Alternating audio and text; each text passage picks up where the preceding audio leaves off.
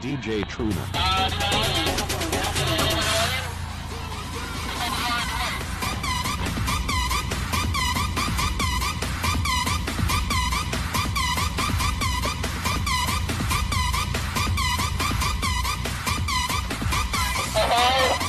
Harapkan kepada teman-teman yang melaksanakan ini, semoga tetap lancar jaya di jalan dan tetap menjaga rambu-rambu yang lintas dan ketaatan berkendara.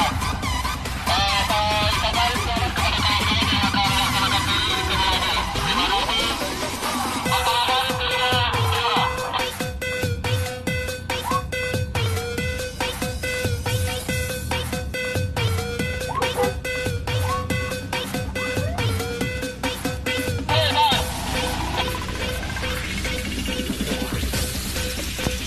Rekam.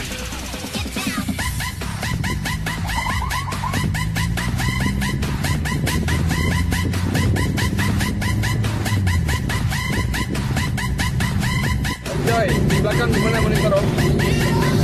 Lama-lama berkembang, berbaca dan membaikkan bahwa dalam ketepatan rata-rata 60 km per jam. Demikian dari Video di Sabang ini seperti yang ada di depan pabrik semen di semen 8 Andalan.